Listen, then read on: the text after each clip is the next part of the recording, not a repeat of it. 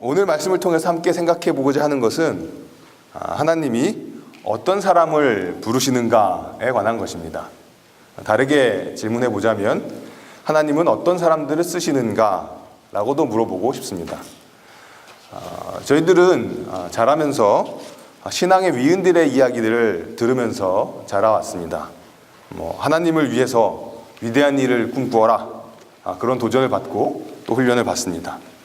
근데 문제는 솔직히 말해서 우리 친구들 말로 하면은 이제 솔까 말이라는 표현이 있죠. 솔직히 까놓고 말해서 위대한 꿈을 꾸고 위대한 일을 하라는, 그래서 역사를 바꾸라는 도전에 어울려 보이는 삶을 도대체 누가 얼마나 살고 있는가라는 것이죠. 그런 삶을 살고 있는 사람들은 최소한 겉으로 보기에는 그렇게 많아 보이지는 않습니다. 그렇다면 그런 이야기를 들으며 걷던, 또 그런 이야기로 도전을 받았던 많은 사람들은 그 신앙생활에 있어서 실패한 것인가? 과연 우리들의 신앙생활을 하나님께서 어떤 기준으로 판단하실까? 또 어떤 사람들을 사용하실까? 이런 질문이 제가 오늘 말씀을 같이 나누면서 같이 생각해 보고 싶은 질문입니다. 많이들 아시겠지만 저는 이제 학부 시절에 수학을 공부했습니다. 제가 지금 차마 전공했다고 말을 못하고 전공했습니다 이렇게 얘기했는데, 공부했습니다 얘기했는데요. 수학 공부를 한 대학교 2학년 때쯤 포기 혹은 낙제하면서 이제 이런 생각을 했습니다. 이 수학이라는 학문을 위해서는 1000명 혹은 10,000명 중에 한 명의 천재만 있으면 되겠구나. 그러면 수학은 계속 발전할 수 있겠구나. 그리고 당연히 나는 그런 사람이 절대 아니네. 그런데 제가 느끼게 된 것이 하나 더 있었는데요. 그러니까 수학이 아닌 신앙의 세계에서도, 교회 안에서도 이렇게 1000명 중에 1명, 10,000명 중에 1명의 천재와 영웅을 계속 사람들을 찾고 추구하는 것 같다는 느낌이었습니다. 그런 사람이 되라는 주변의 압력이 교회 안에서도 계속 존재한다는 느낌을 받았습니다. 잘 나가는 위대한 리더, 뛰어난 리더들을 서로 추구하고 찾고 되려고 하고 되라고 하고 그런 것이죠. 그리고 그런 사람이 한두 명 생기면 많은 사람들은 그냥 실패하거나 그냥 큰일 없이 살아도 교회 대세에는 큰 지장이 없는 것처럼 살아가는 것 같았습니다. 그런데 성경을 읽고 묵상하다 보니까 다행히도, 정말 다행히도 성경에는 10,000명 중에 1명, 1000명 중에 1명만 쓰임을 받는 것이 아니라 더 많은 사람들이, 그리고 더 다양한 사람들이 하나님의 쓰임을 받는 것을 볼 수 있었습니다. 그리고 그런 분들은 흔히 말하는 위대한 사람들이 아닌 거죠. 그리고 그 부름받은 일도 흔히 생각하는 위대한 일로 부름받는 것도 반드시 아니었습니다. 사실 성경에 제일 많이 나오는 동사 중에 하나는, 제가 직접 통계를 잡은 건 아니지만 느낌상, 그렇죠? 제일 많이 나오는 동사는 낳다라는 동사 같습니다. 누가 누구를 낳고, 누가 누구를 낳고, 누가 누구를 낳고. 근데 그렇게 낳고 이어졌던 이야기에는 이름이 딱 한 번 언급되고 사라져버리는 분들도 많이 있습니다. 그리고 유명한 히브리서에 믿음장이 있지만 거기에 유명한 믿음의 영웅들의 이름이 언급되지만 또한 중요하게 나오는 묘사 중에 하나는 어떤 이들이라고 불리는 분들입니다. 그런데 그런 모든 사람들이 하나님 앞에 쓰임을 받은 사람들이지요. 그리고 그 쓰임새 또한 굉장히 다양했었습니다. 그래서 오늘 제목, 오타가 났습니다만 보신 분들은 이렇게 미리 생각해 보실 수 있겠지만 하나님의 부르심은 의외일 때가 많다라는 것입니다. 예상하지 못했던 사람들도 하나님은 사용하십니다. 저희가 생각하기에 하나님이 사용하시기에 전혀 예상할 수 없는 사람은 어떤 사람일까요? 야, 설마 이런 사람도 쓰실까? 그런 사람으로 가장 먼저 떠오른 사람은 누가 있으신가요? 우리들의 자존감에 문제가 좀 있겠습니다만 저희 자신들이겠죠. 왜냐하면 남들은 다 속여도, 심지어 같이 사는 배우자는 속일 수 있을지 몰라도, 저희 집은 좀 예외이긴 합니다만 하나님은 속일 수 없잖아요. 그러니 잘 나갈 때는 욕심과 교만으로 가득 차고 또 잘 안 될 때는 절망과 자기 연민으로 가득 차는 저희들을 과연 하나님이 쓰실까? 도대체 하나님이 이런 사람도 쓸까? 질문했을 때 가장 먼저 떠오르는 게 저희들의 경우들이 많이 있는 것 같습니다. 이런 생각을 하면서 사사기 3장을 같이 생각해 봤으면 좋겠는데요. 오늘 제가 3장에 있는 거의 대부분의 본문들을 살펴볼 텐데, 그럴 경우에 이제 같이 읽는 본문이 짧은 거죠. 12절부터 읽었습니다만 3장 7절부터 잠깐 좀 보았으면 좋겠습니다. 3장 7절에서부터는 온니엘의 이야기가 시작됩니다. 이스라엘 자손이 여호와의 목전에서 악을 행하여 라는 말로 시작되지요. 이스라엘의 배교가 본문의 시작입니다. 8절 9절로 넘어가게 되면 그 배교한 이스라엘을 향해서 하나님이 어떻게 하셨는지가 기록되어 있지요. 여호와께서 이스라엘에게 진노하사 그들을 메소보다미아 왕 구산 리사다임의 손에 파셨으므로. 사실 요 구절 읽을 때마다 속으로 웃는데요. 구산 리사다임 그럼 무슨 약 이름 같은 느낌을 받지요. 근데 구산 리사다임의 손에 파셨으므로 이스라엘 자손이 구산 리사다임을 8년 동안 섬겼더니 이스라엘 자손이 여호와께 부르짖음에 여호와께서 이스라엘 자손을 위하여 한 구원자를 세워 그들을 구원하게 하시니 그는 곧 갈렙의 아우 그나스의 아들 온니엘이라. 여기 약 이름 같다라는 구산 리사다임의 뜻은 여러 가지로 사람들이 제안을 합니다만 아마 이중으로 악하다라는 의미가 아닌가 사람들이 제안하기도 합니다. 쉽게 표현하면 더블로 악한 거죠. 하나님은 이 목전에서 악을 행한 이스라엘 사람들을 더블로 악한 이방원의 손에 넘기셨습니다. 그러자 이스라엘 입에서는 신음소리가 새어나오기 시작합니다. 부르짖었다는 표현이 있는데 실제로 얼마나 진정성이 있는 회개를 했는지는 사실 좀 의문의 여지가 있습니다. 어쨌든 그 입에서 새어나오는 신음과 부르짖음에 하나님께서 반응하셨습니다. 그리고 구원자를 세워주십니다. 그가 온니엘이었습니다. 그 이름의 뜻은 하나님은 나의 힘이라고 생각할 수 있습니다. 10절을 보시게 되면 그래서 하나님께서는 온니엘을 세우신 이후에 그 구산 리사다임을 더블로 악한 그 왕을 온니엘의 손에 넘기셨다라고 표현되어 있습니다. 그러자 온니엘의 손이 구산 리사다임을 이깁니다. 그래서 오늘 첫 번째는 모범사사 온니엘입니다. 조금 구식이 된 말을 써보자면 20대를 흉내내는 40대 말의 아저씨의 말투로 해보자면 완소남이라고 말할 수 있겠죠. 완전 소중한 남자 온니엘. 한 10년쯤 된 얘기인 것 같긴 한데요. 온니엘은 그야말로 이상적인 사사였습니다. 3장에는 사실 온니엘인데 어떤 사람인지 잘 소개되어 있지 않아요. 왜냐하면 1장에서 저희가 그가 누구인지 이미 보았기 때문인데요. 1장에 보시면 그는 전쟁 경험이 풍부했던 용사였습니다. 갈렙의 친족이었습니다. 좋은 집안 배경을 갖고 있지요. 갈렙의 딸 악사하고 결혼했습니다. 이스라엘하고 결혼한 건데요. 이게 사사기 맥락에서 굉장히 성공적인 결혼이지요. 왜냐하면 사사기에서는 이방 사람들과 결혼하는 문제 때문에 계속 이제 어려움들을 겪기 때문에 그러니까 이스라엘 여자 그리고 또 게다가 갈렙의 딸 악사와 결혼했다는 것은 누가 봐도 부러움을 살 만한 아주 성공적인 결혼이었습니다. 지파 배경도 좋지요. 사사기에서 유다 지파는 그야말로 리더격인 지파였습니다. 그런데 온니엘이 바로 그 유다 지파 출신이었죠.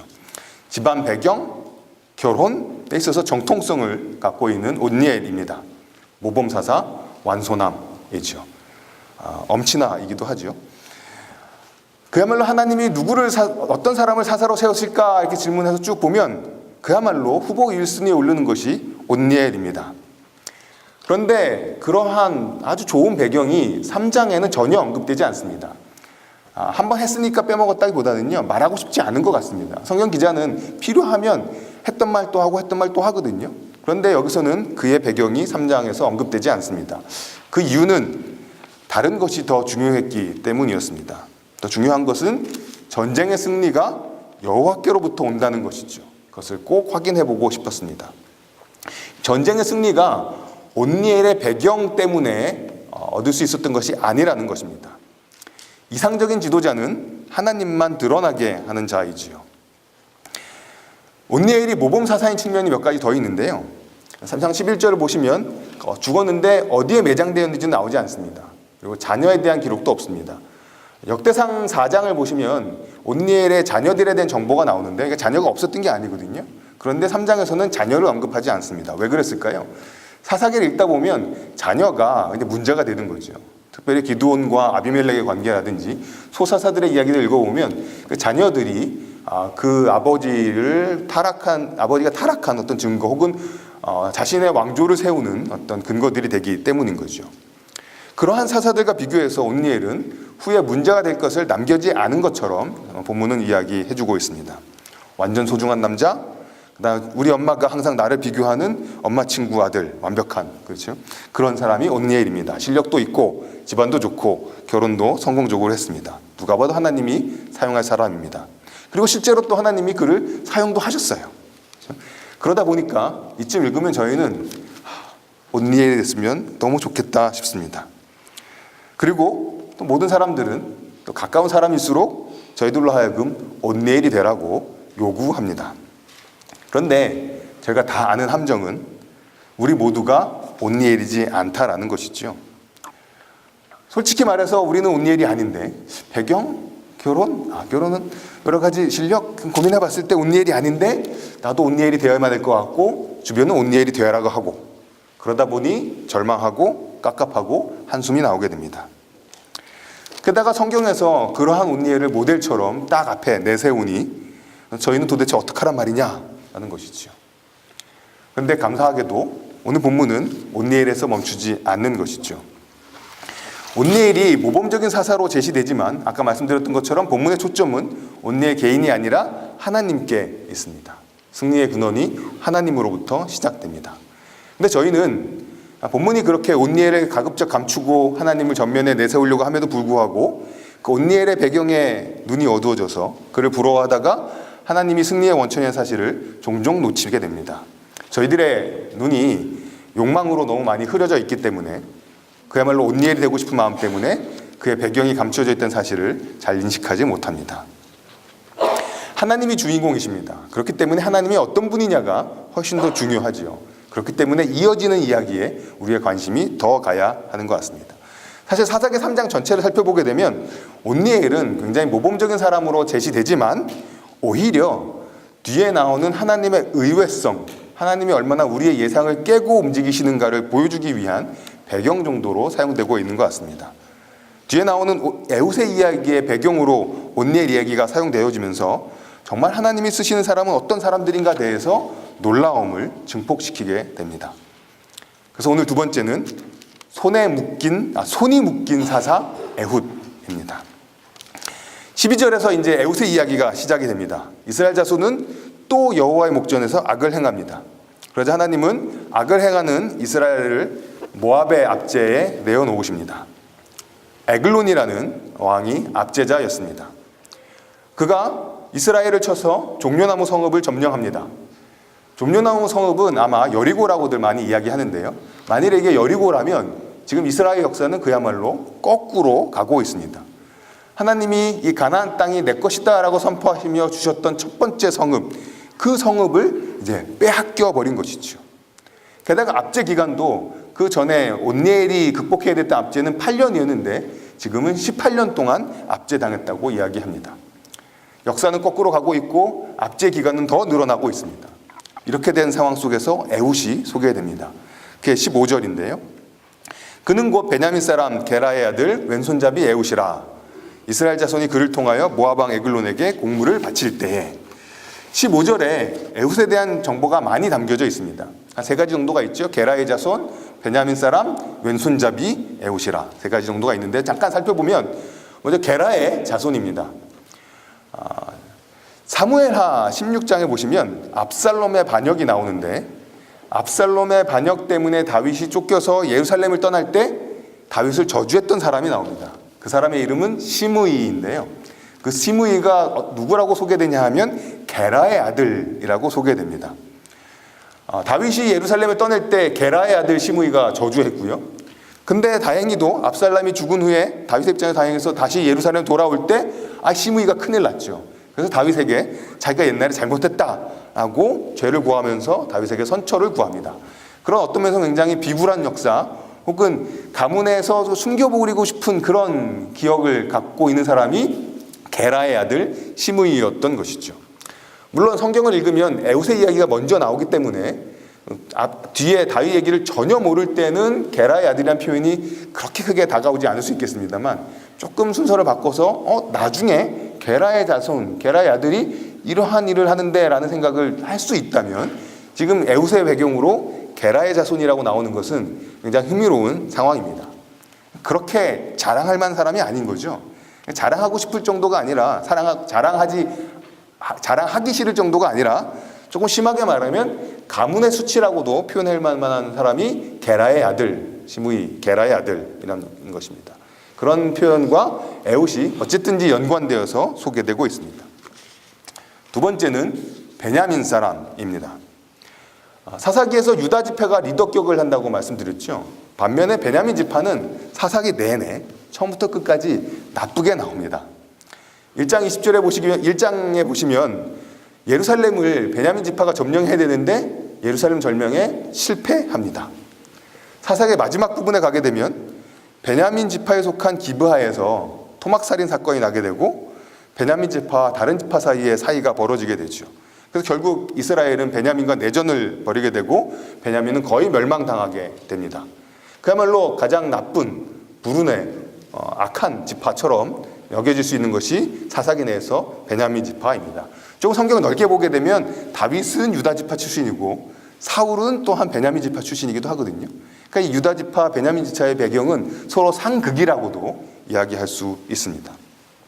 그야말로 에훗은 시작도 하기 전에 온니엘과는 전혀 거리가 먼 그런 사람인 것입니다. 본문은 에훗이 사사라는 사실에 대해서도 굉장히 인색합니다. 에훗을 언제 사사로 세우셨는지도 시점이 나오지 않고요. 여호와의 영이 임했다는 표현도 없습니다. 게다가 온니엘과는 달리 에훗을 사사라고 명시적으로 부른 본문도 사실 없습니다. 그리고 15절에 가면 아까 읽었죠? 에훗의 치명적인 결점 혹은 약점을 이야기합니다. 그는 왼손잡이였습니다. 지금이야 가수 이적이 왼손잡이라는 노래를 불러서 나는 왼손잡이야 하면서 이렇게 자랑스럽게 얘기할 수 있을지 모르지만 왼손잡이라는 것이 뭔가 문제가 있는 것처럼 제시되고 있습니다. 사실은 문자적으로는 왼손잡이라는 딱 한 단어가 아니라 오른손에 제약이 있는, 오른손이 묶인 이런 정도의 표현입니다. 히브리어에 왼손이라는 단어가 없느냐? 그렇지 않고 있습니다. 왼손이라는 단어가 있는데도 불구하고 오른손이 묶였다라고 표현되어 있고 히브리어로는 그것을 우리 번역에서는 왼손잡이라고 번역을 해놓은 것이죠. 일단 이 번역은 굉장히 역설적입니다. 왜냐하면 베냐민이라는 말 자체가 오른쪽의 아들이라는 뜻이거든요. 그러니까 벤이 아들이라는 뜻이고 야민이 오른쪽이라는 얘기여서 오른쪽의 아들인데 오른손이 묶여있고 오른손이 불편한 거예요. 그러니까 이 출신과 이름 자체가 출신과 이 사람의 신체 상태가 서로 역설적인 상황에 놓여져 있습니다. 사실 그 오른손이 불편하다, 오른손이 묶였다는 표현 때문에 에훗 이 본문이 가장 자주 설교되어지는 주일이 언제냐 하면 장애인 주일입니다. 그러니까 몸이 불편한 분들에 관한 이야기다 이렇게 얘기를 하는 거죠. 그런데 이게 오른손에 불편함이 있는 건 사실인 것 같은데 그게 이제 일반적인 장애인지 왜 그렇게 오른손이 불편하게 됐는지는 저희가 당시 배경에서 좀 생각해 볼 필요가 있는데요. 사사기를 보게 되면 이 오른손이 묶여있다는 표현이 한 번 더 등장을 합니다. 나중에 20장에 나오는데요. 근데 20장에서는 오른손에 묶인, 그래서 거기서도 왼손잡이로 번역된 사람들이 굉장히 뛰어난 사람들입니다. 사사기 20장 15절 16절에 보시면 아까 말씀드렸던 그 이야기의 부분인데요. 레위 사람에게 악행을 행했던 사람들 때문에 기브와 블량벨을 넘기라고 이스라엘 사람들이 요구합니다. 이때 베냐민 지파 사람들이 거부하죠. 그래서 이스라엘 사람들과 싸우려고 합니다. 이때 사람들이 전쟁하러 나오는데 그 사람들을 묘사하는 구절 가운데 이런 게 있습니다. 베냐민 자손의 수는 칼을 빼는 자가 모두 26,000명이요. 그러니까 용사가 26,000명이라는 얘기죠. 그 외에 기브와 주민 중 택한 자가 700명인데 특별히 뽑아낸 사람은 700명이 있는데 이 모든 백성 중에서 택한 700명은 다 왼손잡이라. 이 700명은 다 이적의 왼손잡이를 주제가로 부르고 있던 사람들이에요. 근데 뭐라고 설명하냐 하면 물레로 돌을 던지면 조금도 틀림이 없는 자들이더라. 물맷돌을 던지면 다윗처럼 명중시키는 사람들이 700명이 있었는데 그 사람이 다 왼손잡이였던 것이죠. 오른손이 묶인 사람들이었습니다. 그러니까 이 700명은 정예용사인 거죠. 근데 정예용사의 신체적 특징이 오른손이 좀 불편하다는 것입니다. 아니 왜 그럴까요? 정예용사면 양손 다 쓰면 좋을 텐데 오른손이 묶인 사람들이 이렇게 뽑힌 용맹한 사람들일까? 정의 용사일까? 백발백중 맞출 수 있는 사람들일까? 라는 것이죠. 이것에 관해서 아마 이 왼손을 쓰게 만든 것은 전쟁에 있어서 유리하게 만들기 위해서일 것이다 라는 제안이 있습니다. 왼손을 쓰는 것하고 전쟁에 유리해지는 것하고 무슨 관계가 있을까요? 슬라이드 잠깐 좀 보여주시겠어요? 보여드릴 사진은 브엘세바라는 성의 성곽의 구조인데요. 저 위쪽이 성 내부가 되고요. 제가 이제 드디어 무선 마이크의 이 자유로움을 북쪽의 성 내부가 되고 이제 바깥에서 쳐들어가는 거죠. 이제 화살표 모양으로 적군이 쳐들어갑니다. 근데 이 성곽의 모양을 보게 되면 이렇게 방향으로 하잖아요. 그렇죠? 만일에 오른손잡이가 군인이라면 주로 창을 어느 쪽에 드냐 하면 창을 오른손에, 그렇죠? 왼손에 방패를, 그렇죠?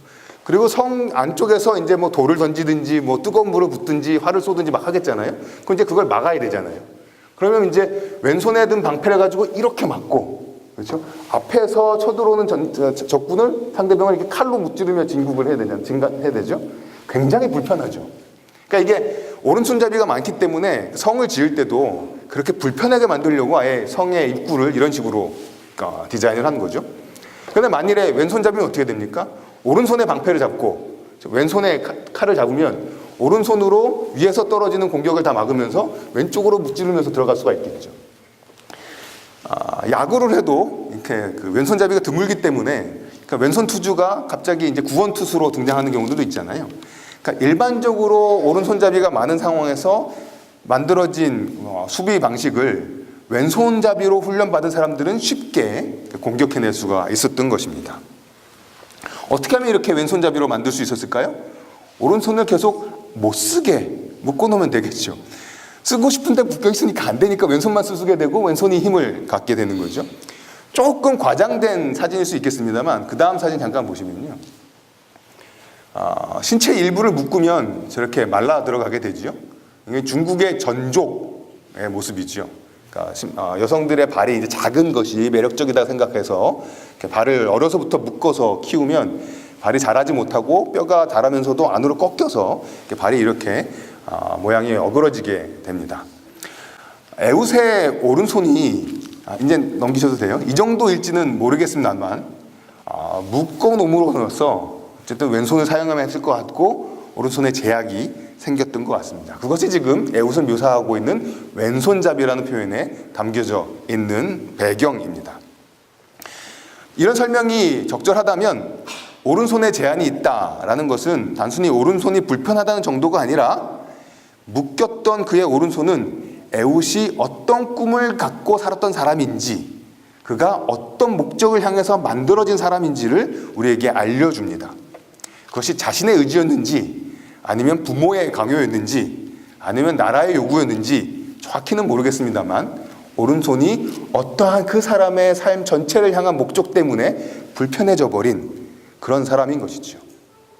용사라고 사람들은 불러줍니다만 자신을 용사의 정체성을 갖게 만들어줬던 그 오른손을 볼 때면 에웃의 마음이 항상 기쁘지만은 않지 않았을까 싶은 것이죠. 게다가 그렇게 용사로 만들어졌는데 그야말로 특수요원이 된 거죠. 이슨 헌트가 됐는데 그렇죠? 지금 하고 있는 일이 뭐냐 하면 자기 민족을 압제하는 모압 왕에게 조공을 바치는 일입니다. 에웃은 조공을 들고 갈 때마다 자기네게 물었겠죠. 내가 지금 고작 이런 일을 하려고 내 오른손을 이렇게 만들었던 건가? 사실 저희들은 어떤 일을 이루기 위해서 어떤 목표 아래서 여러 가지 것들을 희생합니다. 그런데 오랜 희생의 시간이 지난 이후에 주변에서 또 가족들이 저희들에게 이렇게 말할 때가 있지요. 들인 시간이 얼마냐? 들어간 돈이 얼마냐? 근데 지금 하고 있는 게 뭐냐? 스스로 자기에게도 이런 질문을 던집니다. 내가 지금 이 일을 하려고, 내가 지금 이 모압 왕에게 조공 바치려고 이 오른손을 묶고 평생 동안 불편하게 살았는가? 내가 지금 이 일을 하려고 그동안 희생했던 나의 가족은, 나의 시간은, 결국 내 노력은 결국 이렇게밖에 쓰이지 못하는 건가? 이런 생각이 들 때면 괜히 말라져 버린 오른손이 눈에 더 크게 들어옵니다. 그리고 괜히 더 서럽지요. 사실 본문에서 손은 굉장히 중요하게 사용되어지는 그 표현입니다. 아까 10절 보았을 때처럼 하나님께서 이스라엘을 이기게 하셨을 때 구산 리사다임을 온니엘의 손에 넘겨주셨다고 표현합니다. 그러자 온니엘의 손이 구산 리사다임을 이겼습니다. 그런데 온니엘의 손은 지금 다른 일을 하고 있습니다. 15절 보시면 그를 통하여 곡물을 바친다는 표현이 나오는데 그를 통하여라는 표현이 문자적으로 그의 손으로입니다. 이스라엘 사람들은 온니엘의 손으로 승리를 얻었지만 에웃의 손으로는 적군에게 조공을 바치고 있는 것이지요. 그나마 선한 손은 조공을 바치는 치욕의 손이었습니다. 그런데 어느 순간 에웃의 때가 왔습니다. 16절이죠. 에웃이 어느 날 양날 칼을 만듭니다. 오른쪽 허벅지에 감추었습니다. 그러니까 손이 좀 불편했기 때문에 이렇게 왼손을 사용하기 위해서 오른쪽 허벅지에 감추었는데 그 덕분인지 경비를 통과했습니다. 이 오른손의 불편함은 지금까지 이루지 못했던 목표를 보여주는 자신의 인생에 실패한 것은 아닌가를 질문하게 만들었던 손이었는데 그 손 때문에 새로운 기회가 오고 있습니다. 곡물을 다른 사람들과 함께 같이 가지고 에웃 왕에게 나아갑니다. 가지고 왔던 사람들을 돌려보내고 이제 에웃이 혼자 왕에게 에글론에게 갑니다. 그리고 이렇게 말하죠. 왕이여, 내가 은밀한 일을 왕에게 아뢰려 하나이다. 사실 이 번역은 본문이 갖고 있는 그 문학적인 그 천재성을 이렇게 무디게 만드는 표현인데요. 영어로 좀 직역을 해보면 이렇게 됩니다. I have a secret thing to you. 제가 영어로 읽어야 될 때 얼마나 긴장을 황창하고 I have a secret thing to you, O king. 되죠. 그러니까 왕이시여, 내가 당신을 위한 은밀한 thing, 은밀한 거시기가 있습니다 라는 것이죠. 그러니까 아뢰려 한다는 표현은 사실 없고요. 그러니까 말로 하다 보니까 의역이 된 것이고 히브리어에 어떤 단어가 하나 있는데 이거는 말도 되고 thing도 되고 그래서 그냥 우리말로 거시기라고 번역하는 게 제일 적절한 경우도 있습니다. 그러니까 내가 왕이시여, 내가 당신께 드릴 뭔가 은밀한 거시기가 있습니다. 이렇게 얘기를 했습니다. 뭔가 에글론은 선물에 받는 게 익숙한 왕이니까 은밀한 게 있다니까 자기에게 줄 또 다른 비밀한 선물이 있다고 기대한 것 같습니다. 그래서 다른 사람들 다 나가라 라고 해서 이제 에웃만 남고 에웃과 에글론만 남아서 둘은 내실로 들어갑니다. 왕이 서늘한 다락방에 있었다고 표현이 나오는데요. 아마도 내실 안에 또 다른 사적인 공간이 있는데 거기에는 용변을 볼 수 있는 시설도 같이 있는 공간이었던 것 같습니다. 좀 더 사적인 공간으로 둘만 자리를 옮겨 들어갑니다. 사실 굉장히 놀라운 상황이죠.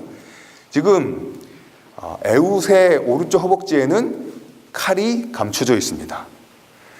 그리고 아무런 부하도 없이 이 사적인 내실이라는 공간에 이 에웃하고 칼을 감춘 에웃하고 비둔한 왕하고 둘이 딱 있습니다. 에글론은 지금 그 에웃의 허벅지에 뭐가 감춰져 있지는 모르죠. 저희는 알죠. 그러니까 이 긴장된 순간 저희들은 가슴이 뜁니다. 그 다음에 어떤 일이 막 벌어질까? 지금 에글론과 독대하고 있는 이 세로한 공간에서 에웃이 그 다음 말을 한 번 더 합니다. 내가 하나님의 명령을 받들어 왕에게 아랠 일이 있나이다. 이것도 좀 많이 의역이 됐는데요. 이것도 그냥 문자적으로 번역을 해보면 I have a divine thing for you 정도가 됩니다. 아까 secret thing이었는데 이번 divine thing, 신적인 것으로만 단어가 딱 바뀐 거죠. 아까 은밀하게 줄 게 뭐가 있다라고 느꼈던 것 같은데 이제 그게 그야말로 신적인 것이니까 대단한 어떤 뇌물이 아닌가라고 생각하고 있는 것 같습니다. 그러니 내가 당신에게 줄 뭔가 신적인 것이 있습니다라고 말하자 그 비둔한 몸을 갖고 있던 에글론이 자리에서 일어납니다. 얼른 덥석 받고 싶었던 것 같아요. 그렇죠? 그러자 그렇죠? 그 자리에서 일어난 에글론에게 에웃이 그야말로 그 하나님의 것을 주는 거죠. 말이 아니라 물건이었습니다. 그 물건도 자신이 감추었던 그 칼이었습니다. 사실 에웃은 처음부터 끝까지 틀린 말을 한 게 아니에요. 은밀한 것, 하나님의 것. 근데 그 말을 들을 때 에글론은 다르게 착각해서 들었던 것이죠. 말했던 하나님의 것을 그에게 줍니다. 오른손이 불편했기 때문에 익숙해진 강한 왼손으로 에웃은 에글론을 찌릅니다. 에글론이 비둔한 자라고 표현이 되어 있죠. 좀 이렇게 비만지수가 좀 높은 사람이었는지만 그 칼이 그 몸을 관통합니다.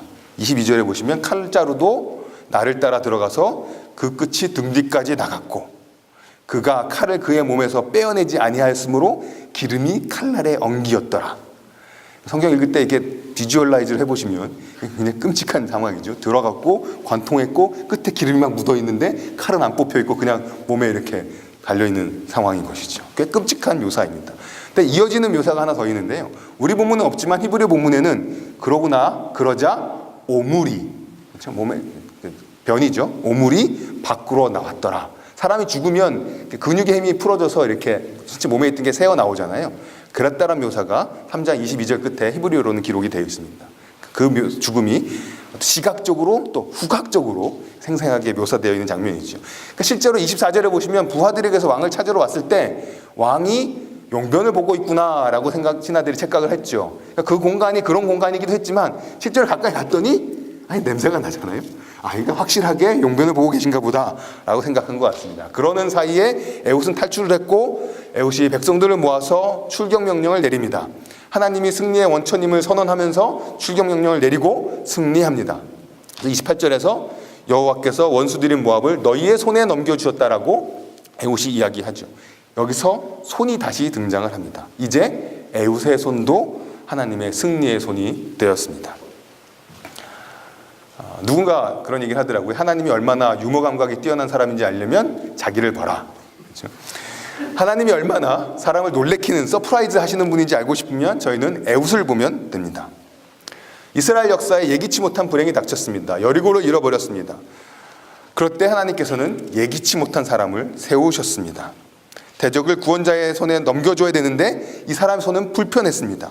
게다가 유다 지파도 아니고 베냐민 지파였습니다. 굴욕의 세월을 보내었던 사람이었습니다. 그냥 반복되는 일상의 하루였을 것입니다. 그런데 예상치 못한 물건, 예상치 못한 메시지가 에글론에게 전달되어집니다. 에글론도 전혀 예상치 못했던 것이죠. 하나님은 아무도 예기치 못했던 아마 에훗을 구원자로 세우셨습니다. 그리고 나선 결국 완소남, 엄친아 온니엘보다도 2배 긴 80년간의 평안을 주십니다. 에훗은 하나님의 비밀한 것을 에글론에게 주어서 에글론에게 찔러서 이스라엘을 구원했습니다. 하나님은 에훗이라는 비밀을 우리에게 보여주셨습니다. 의외의 부르심입니다. 모델과는 정반대의 사람을 사용하셨습니다. 여전히 하나님이 승리의 근원이십니다. 사실 저희 신앙에 있어서 가장 깊은 서프라이즈야말로 십자가이지요. 아무도 예기치 못하고 오히려 성경을 잘 알수록 또 하나님을 잘 알수록 걸림돌이 될 수 있었던 십자가를 통해서 하나님은 일하셨습니다. 오늘 마지막 세 번째는 막대기를 든 삼갈 그도입니다. 삼갈은 딱 한 절밖에 안 나오다 보니까요. 저희가 성경 구절을 읽을 때조차 빼먹게 되는 그런 이렇게 아무도 신경 쓰지 않아주는 그런 사람인 것이죠. 그리고 어떤 면에서 31절이 빠진 것은 어떤 면에서 하나님의 섭리 내지 예비하심 같기도 한데요. 참 저희 관심조차 주지 않고 본문 31절을 써도조차 읽지도 못하는, 읽혀지지도 않는 그런 사람이 삼갈인 것이죠. 제가 31절 읽어보겠습니다. 에훗 후에는 아나세 아들 삼갈이 있어 소모는 막대기로 블레셋 사람 600명을 죽었고 그도 이스라엘을 구원하였더라. 이 구절을 읽으면서 굉장히 짧지만 은혜가 엄청 되는 표현이 하나 있었는데 뭐냐 하면 그도라는 표현입니다. 실제로 히브리어로는 영어로 also, 그러니까 olso입니다가 아니라 그 또한이라고 말할 수 있는 ALSO, 발음이 정확하지 않으니까요. 라고 번역되어 있는 단어가 하나 딱 있습니다. 그 또한이라는 단어가 있는 거죠. 제가 고등학교 때 국어 자습을 하다 보면 이런 한 분이 이런 게 있죠. 밑줄 쫙 동그라미 땡 뭐 이런 거 있었는데 그야말로 그도의 밑줄 도에다가 동그라미 이렇게 되는 거죠. 삼갈이 어떤 사람이었냐 하면 이름을 볼 때 이스라엘 사람 같아 보이지 않습니다. 제가 명함을 딱 받았는데 희동구 이렇게 써 있으면 우리나라는 희씨가 없잖아요. 외국 사람인가 보다. 히딩크의 우리나라 이름이잖아요. 그런 것처럼 삼갈이라는 이름을 딱 들으면 이스라엘 이름이 아닌 거예요. 게다가 아낫의 자녀라는 표현이 나오는데 아낫은 가나안 전쟁의 여신으로 바알의 누이 혹은 바알의 아내로 이렇게 됐던 신의 이름입니다. 그러니까 그러한 굉장히 의심스러운 배경으로 소개되어지고 이름도 히브리어 이름이 아니에요. 그러니 이방인의 가능성이 매우 높습니다. 그러한 삼갈 또한 하나님의 사사로 사용된 것이죠. 그의 정체성뿐만 아니라 또한 특이한 것이 하나 더 있었는데 그것은 그가 사용했던 무기였습니다. 소모는 막대기를 가지고 싸웠습니다. 일상의 도구가 무기가 되었습니다. 일상의 날이 특별한 날이 되었습니다. 제가 오늘 말씀을 하나님은 어떤 사람을 쓰시는가 이렇게 질문하면서 시작했는데요.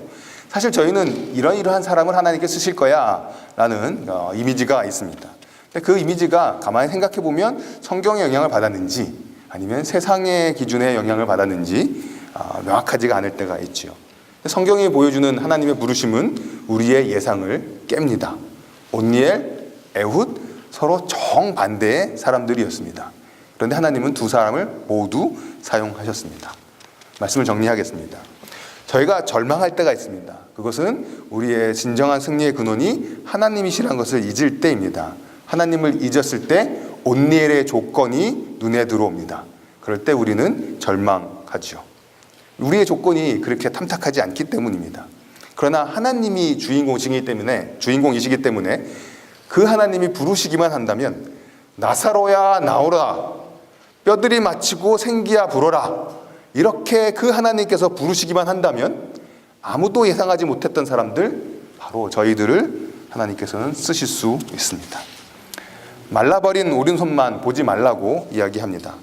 오히려 말라버린 불편해진 오른손 때문에 더욱 강해진 왼손을 보라고 이야기합니다. 아무도 우리의 왼손을 주목하지 않습니다. 다른 사람들이 흔히 사용하는 오른손이 불편하기 때문에 나에겐 아무것도 없는 것처럼 느껴질 수 있습니다. 하지만 왼손이 있습니다. 그 왼손이 사용되어질 때 세상은 하나님의 의외의 부르심에 놀랄 것이고 그의 자비하심에 놀랄 것이고 모든 사람을 품어서 사용하시는 하나님의 가슴에 놀랄 것입니다. 그리고 무엇보다도 하나님이 나도 사용하시는구나 하는 사실에 놀라게 될 것입니다. 하나님의 의외의 부르심을 우리 삶 가운데 듣게 되었을 때 어느덧 강해져 있는 우리의 왼손의 힘을 다시금 발견하고 우리의 일상의 날에 일상의 도구를 통해서 부르심에 응답하는 사랑하는 주빌리 가족이 될 수 있기를 간구합니다. 함께 기도하겠습니다.